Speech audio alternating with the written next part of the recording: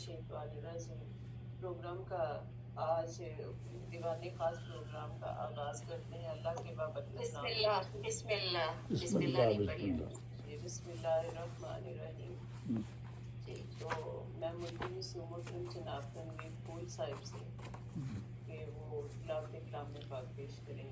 ہمارا ترجمہ بہت منظوم شکل میں پیش کرتے ہیں ماشاءاللہ سے۔ ماشاءاللہ واقعی بہت لطف آتا ہے۔ بہت بہت شکریہ، چھوٹا سی بہت بہت شکریہ بنا بیان سب کا بھی۔ سب کو سلام، السلام علیکم ورحمۃ اللہ وبرکاتہ۔ تلاوت سماعت فرمائیے۔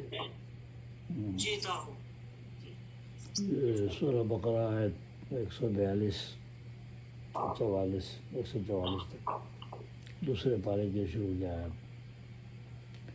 اعوذ باللہ السمیع العلیم من الشیطان الرجیم، بسم اللہ الرحمن الرحیم۔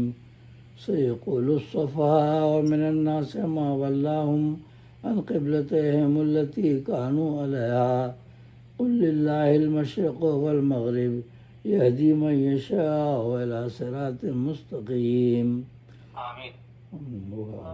وَكَذَلِكَ جَعَلْنَاكُمْ أُمَّةً وَسَطًا لِتَكُونُوا شُهَدَاءَ عَلَى النَّاسِ وَيَكُونَ الرَّسُولُ عَلَيْكُمْ شَهِيدًا وَمَا جَعَلْنَا الْقِبْلَةَ الَّتِي كُنْتَ عَلَيْهَا إِلَّا لِنَعْلَمَ مَن يَتَّبِعُ الرَّسُولَ مِمَّن يَنقَلِبُ عَلَى عَقِبَيْهِ وَإِنْ كَانَتْ لَكَبِيرَةً إِلَّا عَلَى الَّذِينَ هَدَى اللَّهُ وَمَا كَانَ اللَّهُ لِيُضِيعَ إِيمَانَكُمْ إِنَّ اللَّهَ بِالنَّاسِ لَرَءُوفٌ رَحِيمٌ۔ قَدْ نَرَىٰ تَقَلُّبَ وَجْهِكَ فِي السَّمَاءِ فَلَنُوَلِّيَنَّكَ قِبْلَةً تَرْضَاهَا فَوَلِّ وَجْهَكَ شَطْرَ الْمَسْجِدِ الْحَرَامِ وَحَيْثُ مَا كُنْتُمْ فَوَلُّوا وُجُوهَكُمْ شَطْرَهُ وَإِنَّ الَّذِينَ أُوتُوا الْكِتَابَ لَيَعْلَمُونَ أَنَّهُ الْحَقُّ مِنْ رَبِّهِمْ وَمَا اللَّهُ بِغَافِلٍ عَمَّا یعملون۔ صدق اللہ العلی العظیم۔ یہ سورہ بقرہ 142 تا 144 اور یہ دوسرے پارے کی ابتدائی 3 آیات ہیں جو کہ سماعت فرمائیں اور ان کی مضمون تفہیم پیش کرتا ہوں۔ امان اللہ کی لیتا ہوں میں شیطان کے شر سے، جو دھتکارا ہوا ہے جو ہے باغی رب اکبر سے۔ وہ رب ہے سننے والا اور وہی ہے جاننے والا، وہی ہے حامل عظمت، وہی تو سب سے ہے اعلیٰ۔ اسی کے نام سے آغاز ہوتا ہے ہر ایک شے کا، جو بے حد رحم والا ہے، جو رحمانی میں ہے یکتا۔ بڑا ہی مہرباں ہے وہ ہے سب پر لطف عام اس کا، اسے اللہ کہتے ہیں سکون جائیں نام اس کا، اسے اللہ کہتے ہیں سکون جائیں نام اس کا۔ آداب اور یہ آیت نمبر 142 سے 144 سورہ بقرہ اور دوسرے پارے کی ابتدائی 3 آیات۔ کہیں گے بالیقین اب تو گنوار اور نہ سمجھ ہیں جو، کہیں گے بالیقین اب تو گنوار اور نہ سمجھ ہیں جو، پھرے ہیں اپنے قبلے سے مسلمان کیا ہوا ان کو، پھرے ہیں اپنے قبلے سے مسلمان کیا ہوا ان کو۔ مسلمانوں نے اپنا منہ کیا اب سوئے کعبہ ہے، کہ چھوڑا قبلہ اول نیا اب ان کا قبلہ ہے۔ جب قبلہ بدلا تھا وہ کی بات ہے۔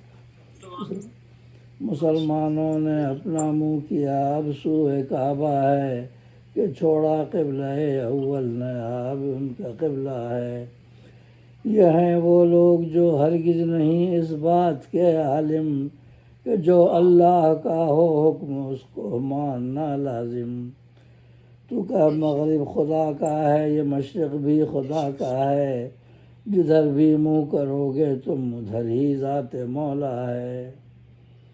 تو کہ مغرب خدا کا ہے یہ مشرق بھی خدا کا ہے، جدھر بھی منہ کرو گے تم ادھر ہی ذات مولا ہے۔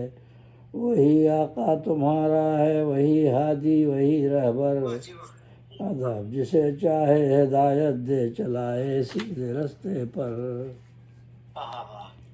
اور یہ اس کے بعد دوسری آیت آداب. مسلمانوں بنایا ہم نے تم کو امت وسطیٰ، مسلمانوں بنایا ہم نے تم کو امت وسطیٰ، کرو تم اختیار اس کو کہ جو ہے معتدل رستہ. بنایا ہم نے ہے شاہد تمہیں دنیا کے لوگوں پر، شہادت پھر تمہاری دے گا وہ مولا کا پیغمبر صلی اللہ علیہ وسلم.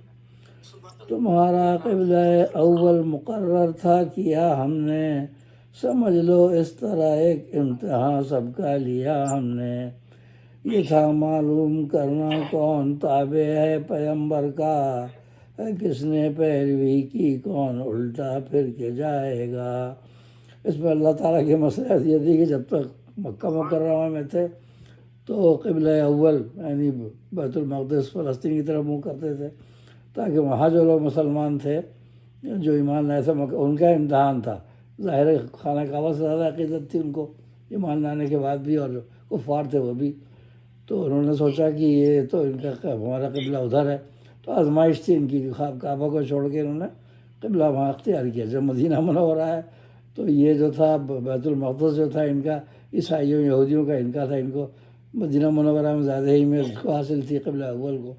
تو یہاں یہ قبلہ بدل دیا تاکہ دیکھا جائے کہ کون جو ہے مانتا ہی یا نہیں. تو اللہ تعالیٰ وہی فرما رہے ہیں کہ تمہارا قبلہ اول مقرر تھا کیا ہم نے، سمجھ لو اس طرح ایک امتحان سب کا لیا ہم نے. یہ تھا معلوم کرنا کون تابع ہے پیغمبر کا صلی اللہ علیہ وسلم، ہے کس نے پیروی کی کون الٹا پھر کے جائے گا. سنو لوگوں پہ گزری شاخ تبدیلی یہ قبلے کی، سنو لوگوں پہ گزری شاخ تبدیلی یہ قبلے کی، مگر وہ لوگ ہیں راضی کہ جن کا رب ہوا ہادی. سنو اللہ ایسا ہے نہیں ضائع کرے ایمان، وہ ہے لوگوں پہ مشفق اور اسی کا نام ہے رحماں. اب یہ قبلہ بدلنے کی ایک بار یہ بھی تھی کہ رسول اللہ صلی اللہ علیہ وسلم کے دل میں خواہش تھی کہ اگر یہ قبلہ بدل جائے اور خانہ کعبہ ہو جائے تو زیادہ بہتر ہے. تو وہ اللہ تعالیٰ نے یہ تیسری آیت میں یہ ذکر کیا ہے. سنا ہے پیارے نبی بے شک یہ سب کچھ دیکھتے ہیں ہم صلی اللہ علیہ وسلم. سنا ہے پیارے نبی بے شک یہ سب کچھ دیکھتے ہیں ہم، نظر اوپر اٹھانا آسماں کو دیکھنا پے ہم، نظر اوپر اٹھانا آسماں کو دیکھنا پے ہم. تیرا رخ اب یقیناً پھیر دیں گے ہم اسی جانب، تیرا رخ اب یقیناً پھیر دیں گے ہم اسی جانب، جو قبلہ دل سے ہے پیارا تجھے تو جس کا ہے طالب، یعنی خانہ کعبہ. تو مطلب یہاں اس سے قرآن پاک سے یہ بھی ظاہر ہے کہ نظر اوپر آسمان کی طرف دیکھنا یہ بھی رسول اللہ صلی اللہ علیہ وسلم کی سنت ہے. آدمی جو ہے اوپر ہی نظر اٹھا کے دیکھتے ہیں.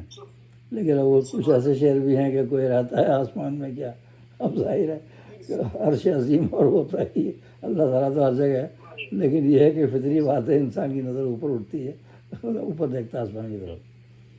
تو سنا ہے پیارے نبی بے شک یہ سب کچھ دیکھتے ہیں ہم، نظر اوپر اٹھانا آسماں کو دیکھنا پے ہم.